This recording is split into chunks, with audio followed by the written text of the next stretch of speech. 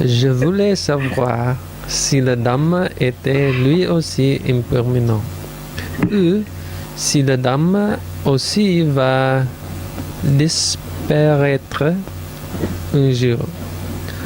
Mais si tu ne sais pas comment la transcrire JPEG, ne te force pas. Bref, merci beaucoup.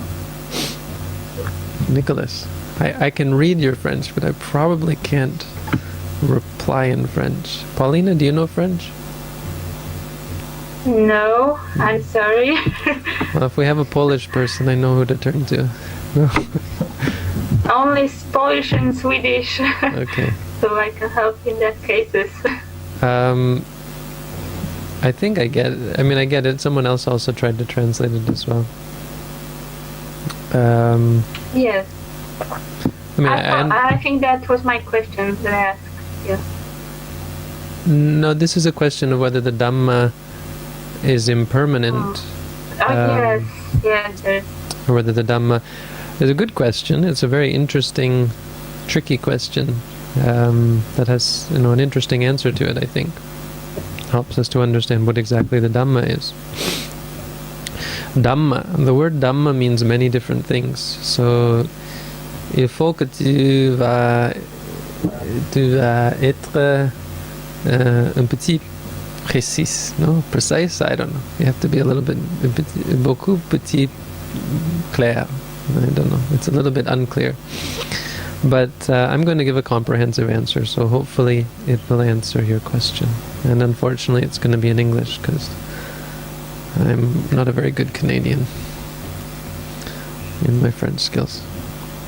Je suis Canadian, but not so good French, because I don't use it. So it'd be nice to have a little bit more input in French. But Dhamma means many different things. If you're talking about the Saddhamma means the Dhamma of the Buddha. It's the teaching of the Buddha. In the Triple Gem, the three refuges, Buddhang Saranang Gacchami, Dhammang Saranang Gacchami, Sanghang Saranang Gacchami. If that's the Dhamma that you're referring to, that we go for refuge to the Buddha, the Dhamma, and the Sangha,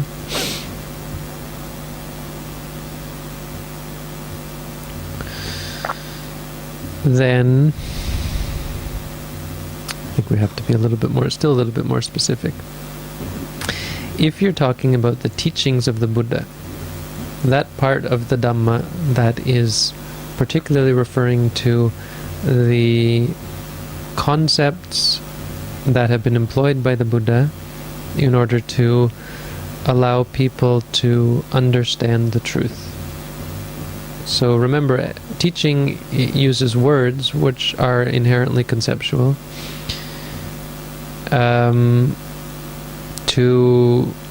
in this case, to help us to understand ultimate reality. So when we say to ourselves rising, falling, the word rising is a concept, but it's the name of an experience which is real in an ultimate sense. So we use concepts to understand ultimate reality. Those particular formed concepts are, of course, impermanent. The teachings of the Buddha are going to be forgotten one day. Eventually, there will be only half of a verse or something. People will be able to remember half of a stanza of Dhamma, I think, is at the very end. That's when the Dhamma disappears. So right now we have the teachings of the Buddha. One day, they will be forgotten. Except, people will remember bits and pieces, like half of a verse that doesn't have any meaning, any significant profundity. So that's going to disappear. But that's not the whole meaning of the word Dhamma.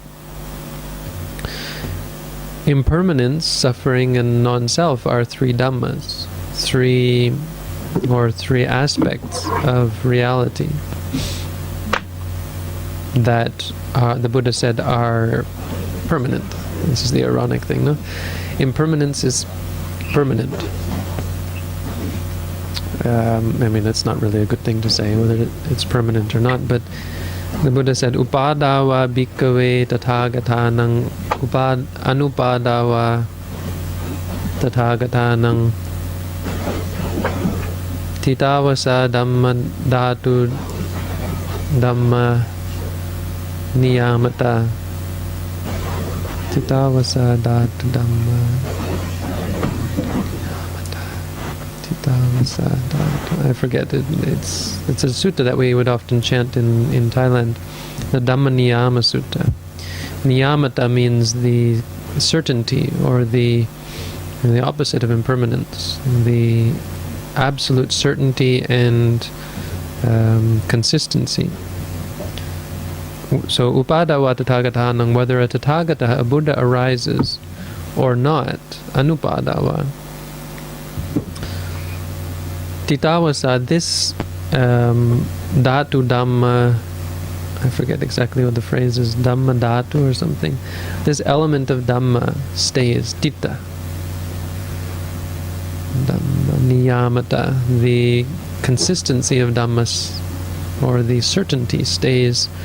Thus, sabbe dhamma, sabbe sankhara anicca. All sankharas, all formations are impermanent. So whether a Buddha arises or not, this Dhamma stays. This truth it persists. But then he says, what happens is a Buddha vibhajati. It's on the tip of my tongue. Abhisambhujati, abhisamvedi, abhisambhujati, abhisamveditva, abhisambhujitva, ati deseti panyapeti. So panyapeti, the Buddha makes it known. Panyapeti makes it conceivable, or helps people to conceive of it, establishes it as a teaching. But the reality exists. So the Four Noble Truths, for example, are truths no matter what period of time you exist, and that will never change. That everything that yang kinchi samudaya dhammang sabantang nirodha dhammang, that all arisen phenomena are of the nature to cease, actually cease after a simple moment. So if that's the Dhamma that you're referring to, the truth that the Buddha realized, that truth persists eternally. It's not possible for something to arise that does not cease. It's not possible for some formation to be permanent. It's not possible for some formation to be satisfying. It's not possible for any Dhamma to be self, to be atta. So, two aspects of the Dhamma, that which is taught and the teaching itself. That which is taught is always there, but the teaching of it comes and goes with the Buddhas.